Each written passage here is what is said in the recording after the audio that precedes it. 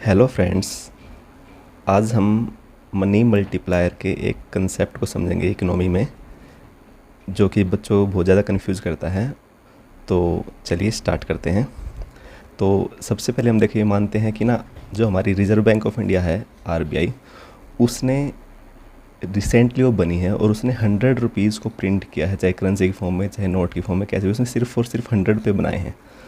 और उसने जो भी 100 रुपये बनाए हैं ना, इसी को हम सबसे पहले तो आप ये समझ लीजिए, इसी को हम हाई पावर्ड मनी कहते हैं। जो भी आरबीआई जो है अपनी करेंसी बनाती है, इसी को हम टोटल लाइबिलिटी ऑफ आरबीआई कहते हैं, इसी को हम मॉनेटरी बेस कहते हैं, इसी को हम बेस मनी कहते हैं, और इसी को हम M0 मनी कहते हैं। M0 मनी आपने अगर थोड़ा बहुत इकोनॉमिक्स में देखा होता हो, बहुत टाइप की मनी होती है, M0, M1, M2, M3 ऐसे करके। तो जो M0 वाली कैटेगरी होती है वो इसी के अंदर फॉल करती है। तो जो आरबीआई ने जो करेंसी जो प्रिंट की है रिसेंटली, तो उसको हम कहेंगे कि वो एक M0 वाली कैटेगरी में आती है या फिर वो हाई पावर्ड मनी है। ठीक है। अब सबसे पहले जिसने थोड़ी बहुत इकोनॉमिक्स पढ़ रखी है, तो वो क्या देखेगा कि हमने तो जो है ना M0 की डेफिनेशन है ना, इकोनॉमिक्स में ये पढ़ी थी कि करेंसी इन सर्कुलेशन। M0 को हम करेंसी इन सर्कुलेशन कहते हैं, जो कि करेंसी विद पब्लिक और करेंसी विद बैंक के बराबर होती है प्लस।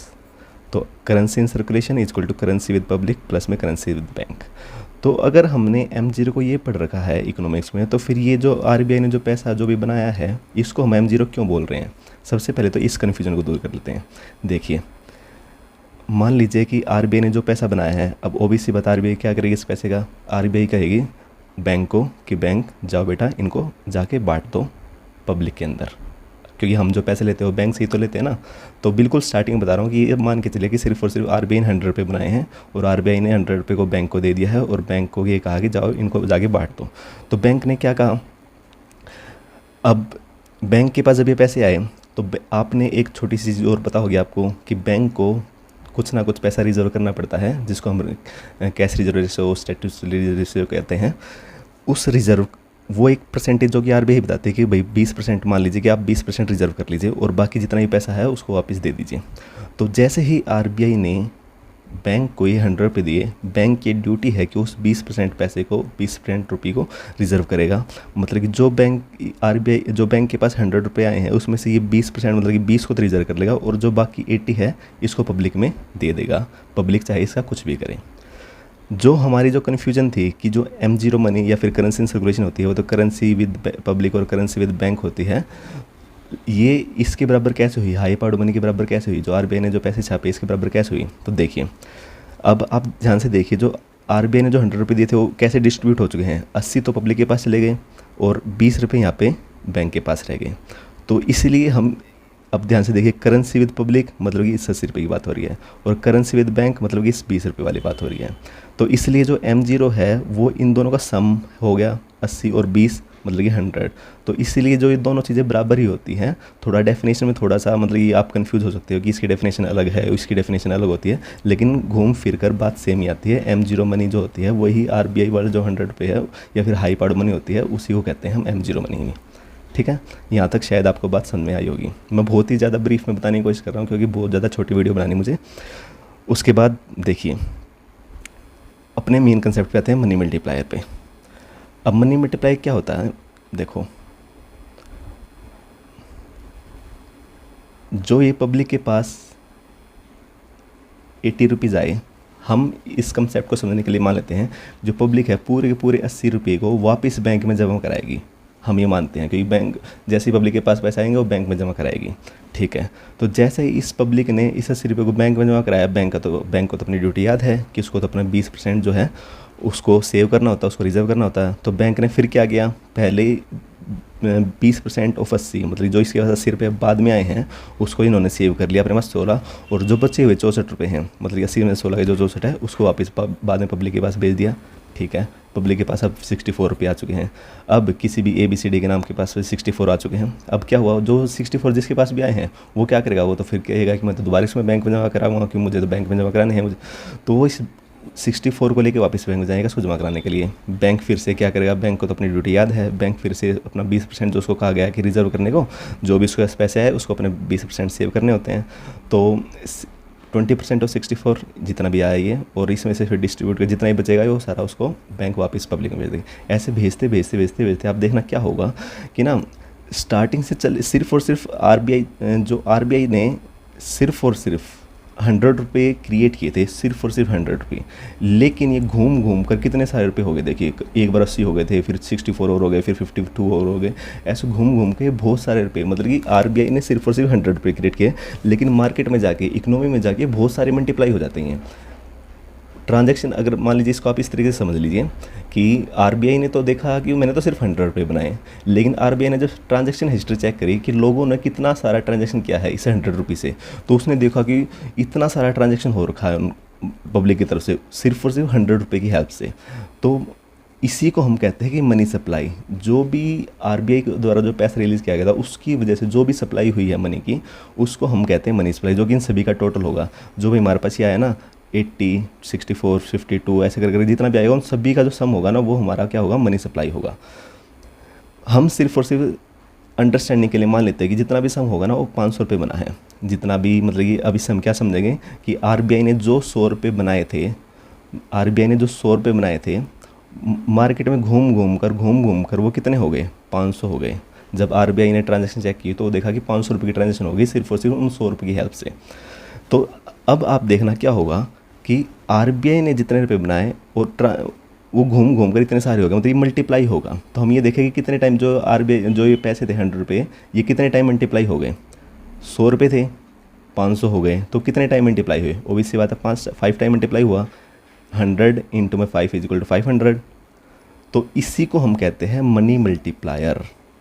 मतलब कि अगर आपको समझ में नहीं आया हो तो जितना भी पैसा आरबीआई बनाती है वो कितना ज़्यादा मल्टीप्लाई हो जाता है मार्केट में जाते ही, इकोनॉमी में जाते ही, उसको हम कहते हैं मनी मल्टीप्लायर।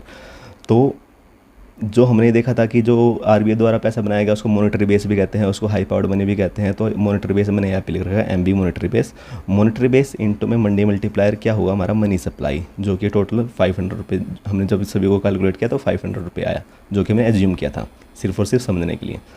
तो आपसे यहाँ से आपको क्या से समझ में आई कि जो मनी मल्टीप्लायर का जो फॉर्मूला निकल के आएगा, हम यहाँ पे मनी मल्टीप्लायर के फॉर्मूले को ड्राइव कराने की कोशिश कर रहे हैं। क्योंकि क्या होता है कि बुक में डायरेक्ट फार्मूला देते हैं, फिर हमें पता नहीं होता कि फार्मूला आया कैसे है। मैं रिवर्स इंजीनियरिंग कर रहा हूँ, मैंने ये बताया है कि मनी मल्टीप्लायर का कंसेप्ट क्या होता है। अब ये फार्मूला आया कैसे, ये देखो आप, मनी मॉनेटरी जो बेस था इंटू में मनी मल्टीप्लायर, मतलब जो हमारा 100 था और इंटू में जो मनी मल्टीप्लायर 5 था, ये टोटल कितना बन के गया 500। तो मैं इसको अगर मनी मल्टीप्लायर को देखूँ यहाँ पे तो आपको थोड़ी सी मैथ तो पता ही होगी। तो मनी, इसको मैं इस साइड लेके जाता हूँ तो money multiplier equal to money supply divide by monetary base.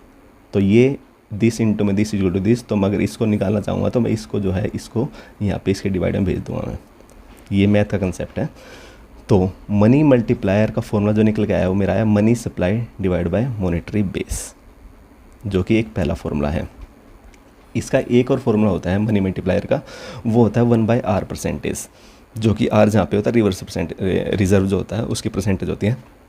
लेकिन मैं यहाँ पे इस चीज़ को ड्राइव नहीं करके दिखाऊँ आपको, ये भी बिल्कुल आसानी से ड्राइव हो सकता है। लेकिन अगर आपको किसी को चाहता है कि ये फॉर्मूला कैसे ड्राइव हुआ है तो आप कमेंट सेक्शन में मेंशन कर सकते हैं। मैं अगर मुझे टाइम लगा तो मैं इसको भी ड्राइव करके दिखा दूँगा कि फॉर्मूला कैसे आया। डायरेक्ट याद करना तो डायरेक्ट याद कर लेंगे, डायरेक्ट याद करने से आपके कंसेप्चुअल में क्लैरिटी नहीं आएगी। तो कंसेप्ट को क्लियर करने हैं तो आपको थोड़ा सा पता होना चाहिए कि आया कैसे। जैसे हमने ये देखा ना फॉर्मूला कैसे आया, जो ये वाला फॉर्मूला ये वाला कैसे आया, तो ऐसे ही इसका भी डेरिवेशन हो सकती है बहुत ही सिंपल तरीके से, और जो कि इसी की एक एक्सटेंशन है। ये इसी की एक एक्सटेंशन है, लेकिन अभी यहाँ पे मैं नहीं करा रहा हूँ, ठीक है। नेक्स्ट देखते हैं एक, जो कि एक बहुत सारे बच्चों को कन्फ्यूजन रहती है, वो ये देखते हैं कि जो अगर हम फॉर्मूले से देखें, जो मॉनेटरी बेस होता है ना वो इन्वर्स रिलेशन होता है, जो मनी मल्टीप्लायर होता है वो इन्वर्स रिलेशन होता है मॉनेटरी बेस के।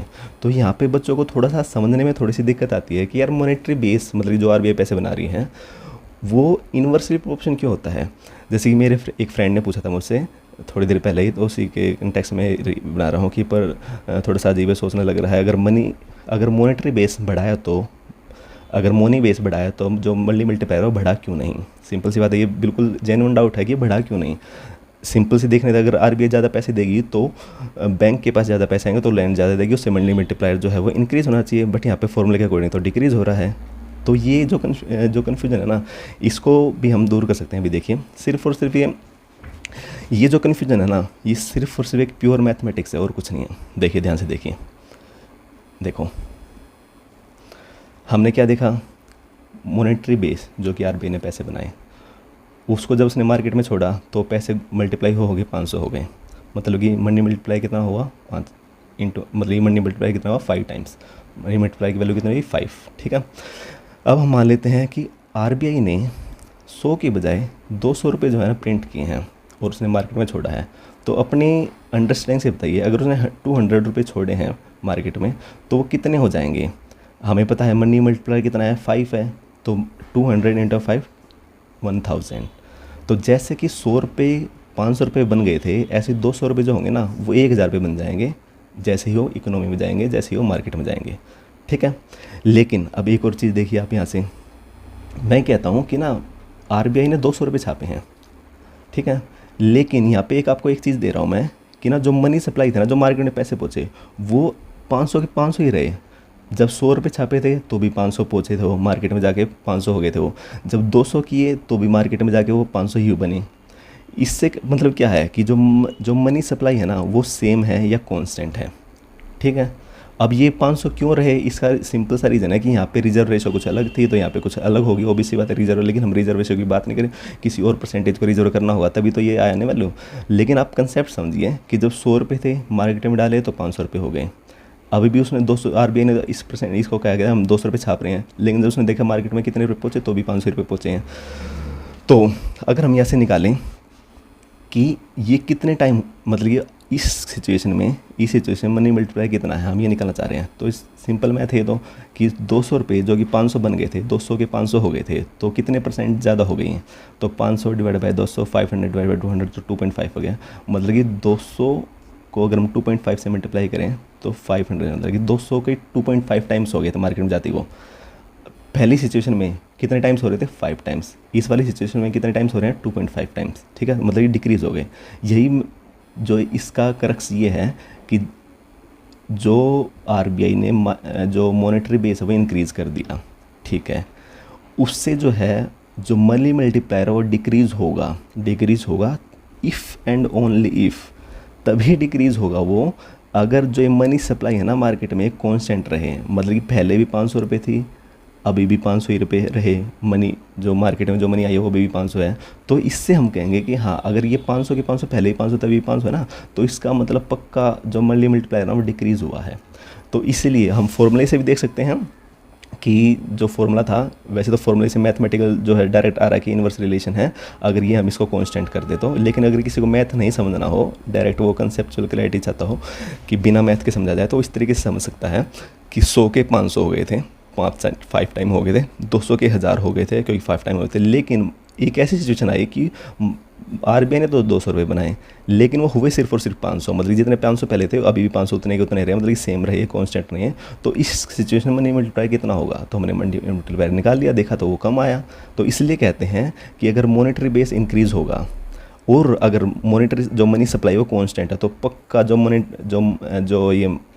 मॉनेटरी है ना, मनी मल्टीप्लायर जो है वो डिक्रीज़ होगा 100%। तो यहाँ पे कंफ्यूज होने की बात नहीं है, सिर्फ और सिर्फ थोड़ा समझिए इसको कि क्या डिक्रीज़ हो रही है, लेकिन कब डिक्रीज़ हो रही है, किस कंटेक्स्ट में डिक्रीज़ हो रही है। ठीक है, तो चलिए अभी के लिए इतना ही, थैंक यू।